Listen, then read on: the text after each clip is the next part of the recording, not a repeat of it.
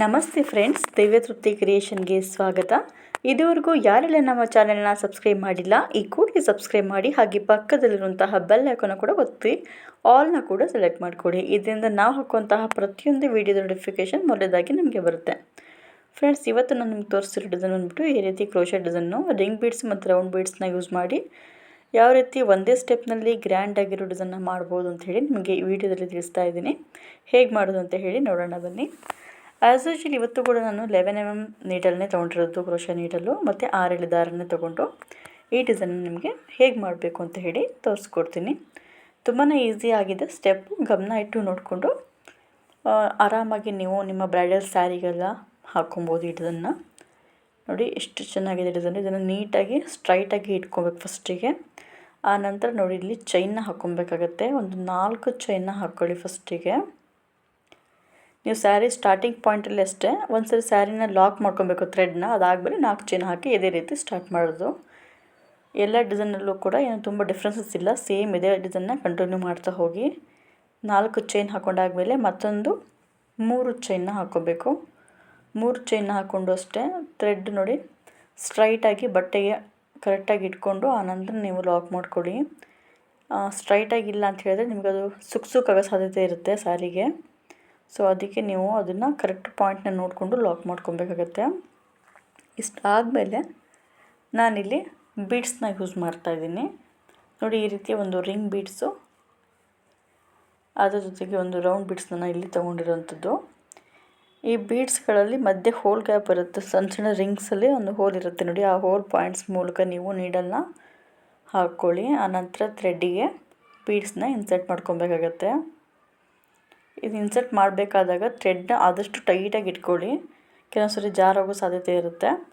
Beads ಹಾಕ್ಕೊಂಡಾದ್ಮೇಲೆ ಒಂದ್ಸರಿ ಲಾಕ್ನ ಮಾಡ್ಕೊತಿದ್ದೀನಿ. ಈ lock ಆದಮೇಲೆ ಬೀಡ್ಸ್ ಎಷ್ಟು ಲೆಂತ್ ಇದೆ ಅನ್ನೋದನ್ನು ಚೆಕ್ ಮಾಡಿಕೊಂಡು ಸ್ಯಾರಿ ಪಾಯಿಂಟಿಗೆ ಲಾಕ್ ಮಾಡ್ಕೊಬೇಕು. ನೀವು ಸ್ಯಾರಿಗೆ ಲಾಕ್ ಮಾಡಬೇಕಾದಾಗ ತುಂಬ ಗಮನ ಇಟ್ಟು ಲಾಕ್ ಮಾಡ್ಕೊಳ್ಳಿ, ಇಲ್ಲಾಂದರೆ ಈ ಡಿಸೈನ್ ಸುಕ್ಕಾಗೋ ಸಾಧ್ಯತೆ ಇರುತ್ತೆ. ಸೊ ಅದಕ್ಕೆ ಹೇಳ್ತಿರೋದು. ಇದು ಮೈಸೂರು ಸಿಲ್ಕ್ ಕ್ವಾಲಿಟಿ ಸ್ಯಾರಿ ಆಗಿರೋದ್ರಿಂದ ಏನಾಗುತ್ತೆ, ಸ್ವಲ್ಪ ಸುಕ್ಕು ಜಾಸ್ತಿ ಕಾಣಿಸ್ಬೋದು. ಅದಕ್ಕೋಸ್ಕರ ಹೇಳ್ತಿರೋದು. ನೀವು ಯಾವುದೇ ಲಾಕ್ನ ಮಾಡ್ಕೊಬೇಕಾದ್ರೂ ಕೂಡ ಇದೇ ರೀತಿ ಪಾಯಿಂಟ್ಸ್ನ ಕರೆಕ್ಟಾಗಿ ನೋಡಿ ಲಾಕ್ ಮಾಡಿ. ನೋಡಿ 3 ಚೈನ್ ಹಾಕಿದ್ದೀನಿ ಬೀಡ್ಸ್ ಆದಮೇಲೆ, ಮತ್ತು 3 ಚೈನಿಗೆ ಲಾಕ್ ಹಾಕ್ಕೊತೀನಿ. ಈ ಲಾಕ್ ಆದಮೇಲೆ ನಾನು ಸ್ಯಾರಿನ ಟರ್ನ್ ಮಾಡ್ಕೊತಿದ್ದೀನಿ. ನೋಡಿ ಈ ರೀತಿ ಟರ್ನ್ ಮಾಡ್ಕೊಬೇಕು ಹಿಂಭಾಗಕ್ಕೆ.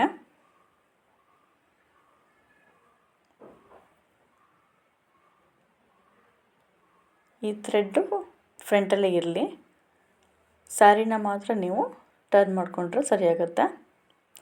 ನೋಡಿ ಹೀಗೆ ಬ್ಯಾಕ್ ಸೈಡಿಂದ ನಿಮಗೆ ಈ ರೀತಿ ಇದೆ. ಆ ನಂತರ ನಾನು ಮತ್ತೆ ಚೈನ್ನ ಹಾಕ್ಕೊತಾ ಇದ್ದೀನಿ. 3 ಚೈನ್ನ ಹಾಕ್ಕೊಂಡು ಬ್ಯಾಕ್ ಸೈಡಲ್ಲಿ ನೋಡಿ ಫಸ್ಟ್ ಬೀಡ್ಸ್ ಲಾಕ್ ಮಾಡಿರ್ತೀವಲ್ಲ, ಆ ಎಂಡಿಂಗ್ನಲ್ಲಿ ಆ ಪಾಯಿಂಟಿಗೆ ಬಂದುಬಿಟ್ಟು ಒಂದು ಲಾಕ್ನ ಮಾಡ್ಕೊಬೇಕು. ಈ 3 ಚೈನ್ ಲಾಕ್ ಆದಮೇಲೆ ನಾವು ಸೂಜಿ ಮೇಲೆ ಒಂದು ಸರಿ ದಾರ ತಗೊಂಡು ರಿಂಗ್ ಬೀಡ್ಸ್ ಒಳಭಾಗದಿಂದ ಥ್ರೆಡ್ನ ಎಳ್ಕೊಂಡು ಇಲ್ಲಿ ಹಾಫ್ ಡಬಲ್ ಕ್ರೋಶನ ಮಾಡ್ಕೊಬೇಕಾಗತ್ತೆ. ಓಕೆನಾ?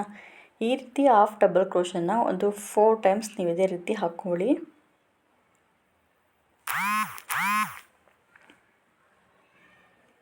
ವಿಡಿಯೋ ಏನಾದರೂ ಫಾಸ್ಟ್ ಅಂತ ಅನಿಸಿದ್ರೆ ಸೆಟ್ಟಿಂಗ್ನಲ್ಲಿ ಹೋಗಿ ಸ್ಲೋ ಆಗಿ ನೋಡ್ಕೊಬೋದು ನೀವು.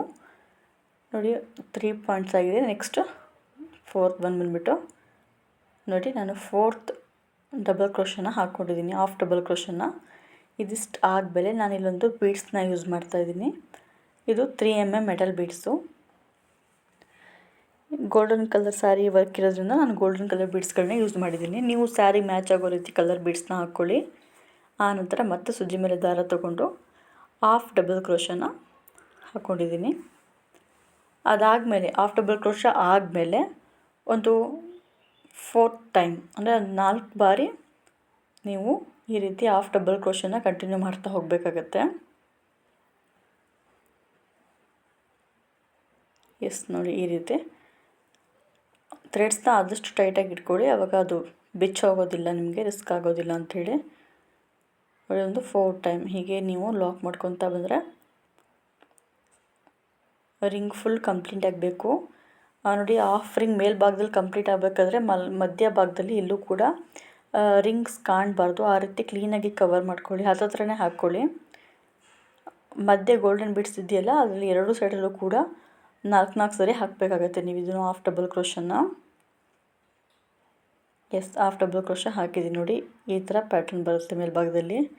ಅದಾದಮೇಲೆ ನೋಡಿ ಆ ಬೀಡ್ಸ್ ಲಾಕ್ ಮಾಡೋಕ್ಕಿಂತ ಮುಂಚೆ ಫಸ್ಟಿಗೆ ಒಂದು ಲಾಕ್ ಮಾಡಿದ್ದೀವಿ, ಒಂದು ಪಾಯಿಂಟ್ ಕಾಣ್ತಿದೆ ನೋಡಿ, ಆ ಪಾಯಿಂಟಿಗೆ ಒಂದು ಲಾಕ್ನ ಮಾಡ್ಕೋಬೇಕು. ಹೀಗೆ ಲಾಕ್ ಆದಮೇಲೆ ಮತ್ತೆ 3 ಚೈನ್ನ ಹಾಕ್ಕೊಳ್ಳಿ. 3 ಚೈನ್ನ ಹಾಕ್ಕೊಂಡು ನೆಕ್ಸ್ಟ್ 3 ಚೈನ್ ಲಾಕ್ ಮಾಡಿದ್ದೀವಲ್ಲ ಫಸ್ಟಿಗೆ ಸ್ಟಾರ್ಟಿಂಗ್ನಲ್ಲಿ ಅಲ್ಲಿಗೆ ಬಂದು ಲಾಕ್ ಮಾಡ್ಕೊತಿದ್ದೀನಿ ನಾನು.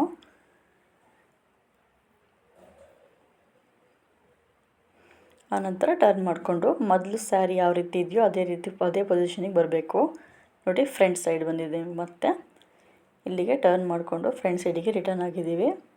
ಇದಿಷ್ಟಾಗಮೇಲೆ ನೋಡಿ ಈ ರೀತಿ ಈಗ ಒತ್ಕೊಬೇಕು, ಆವಾಗ ಡಿಸೈನ್ ಕರೆಕ್ಟಾಗಿ ಕೂರುತ್ತೆ. ಇಷ್ಟಾಗಮೇಲೆ ಮತ್ತೆ ಸುಜಿ ಮೇಲೆ ಒಂದು ಸರಿ ದಾರ ತಗೊಂಡು ರಿಂಗ್ ಬೀಡ್ಸ್ ಒಳಭಾಗದಿಂದ ಥ್ರೆಡ್ನ ಎಳ್ಕೊಂಡು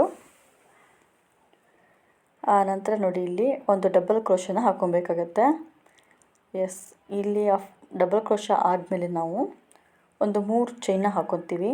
ಈ 3 ಚೈನ್ನ ಹಾಕ್ಕೊಂಡು ಈ ಡಬಲ್ ಕ್ರೋಶ ಹಾಕಿದ್ದೀವಲ್ಲ ಆ ಕಂಬದ ಹಿಂಭಾಗದಲ್ಲಿ ಹೋಗಿ ಥ್ರೆಡ್ನ ಎಳ್ಕೊಂಡು ಲಾಕ್ನ ಮಾಡ್ಕೊಳ್ಳಿ. ಈ ರೀತಿ ಪಿಕೋ ರೆಡಿ ಆಗುತ್ತೆ ಈ ರೀತಿ ಮಾಡಿದ್ರೆ. ನೆಕ್ಸ್ಟ್ ಕೂಡ ಅದೇ ರೀತಿಯೇ ನೀವು ಡಬಲ್ ಕ್ರೋಶನ ಹಾಕ್ಕೊಳ್ಳಿ. ಫಸ್ಟಿಗೆ ಡಬಲ್ ಕ್ರೋಶ ಆದಮೇಲೆ ಮತ್ತೆ ನೀವು 3 ಚೈನ್ನ ಹಾಕ್ಕೊತೀರಾ. 3 ಚೈನ್ನ ಆದಮೇಲೆ ಮತ್ತೆ ಡಬಲ್ ಕ್ರೋಶ ಹಿಂಭಾಗದಲ್ಲಿ ನೀಡಲ್ನ ಪಾಸ್ ಮಾಡಿ ಥ್ರೆಡ್ನ ಎಳ್ಕೊಂಡು ಲಾಕ್ ಮಾಡ್ಕೊತೀರಾ. ಓಕೆನಾ? ಈ ರೀತಿ ಫುಲ್ ಡಿಸೈನ್ ಕಂಪ್ಲೀಟ್ ಆಗೋ ರೀತಿಯೂ ಇದೇ ರೀತಿ ಮಾಡ್ಕೊತ ಹೋಗೋದು. ಅಂದರೆ ಮೇಲ್ಭಾಗದಲ್ಲಿ ನೀವು ಹಾಫ್ ಡಬಲ್ ಕ್ರೋಶದಿಂದ ಕಂಪ್ಲೀಟ್ ಮಾಡಿದ್ದೀರ ರಿಂಗ್ನ, ಆಮೇಲೆ ಡೌನ್ ಸೈಡಲ್ಲಿ ನೀವು ಈ ರೀತಿ ಡಬಲ್ ಕ್ರೋಶ ಮತ್ತು ಪಿಕೋನ ಹಾಕ್ಕೊತ ಹೋಗಬೇಕಾಗತ್ತೆ. ಆದಷ್ಟು ಹತ್ತಿರನೇ ಹಾಕ್ಕೊಳ್ಳಿ, ಆವಾಗ ಡಿಸೈನು ನೀಟಾಗಿ ಬರುತ್ತೆ. ಟೋಟಲ್ ಬಂದುಬಿಟ್ಟು ಒಂದು 9 ಸರಿ ಈ ರೀತಿ ಡಬಲ್ ಕ್ರೋಶ ಹಾಕಿ ಪಿಕೋನ ಕ್ರಿಯೇಟ್ ಮಾಡಿಕೊಂಡ್ರೆ ನೀವು ಡಿಸೈನ್ನ ಫಿನಿಶಿಂಗಲ್ಲಿ ನೀಟಾಗಿ ನೋಡ್ಬೋದಾಗುತ್ತೆ. 9ಕ್ಕಿಂತ ಹೆಚ್ಚು ಅವಶ್ಯಕತೆ ಇಲ್ಲ, 9 ಸಾಕು ಅಂದ್ಕೊತೀನಿ. ಅಷ್ಟರಲ್ಲೇ ನಿಮಗೆ ಕಂಪ್ಲೀಟ್ ಡಿಸೈನ್ ಸಿಗುತ್ತೆ ಅಲ್ಲಿ ನೋಡಿ. ಹೀಗೆ ಸ್ವಲ್ಪ ಫಾಸ್ಟ್ ಮಾಡಿದ್ದೀನಿ ವಿಡಿಯೋನ.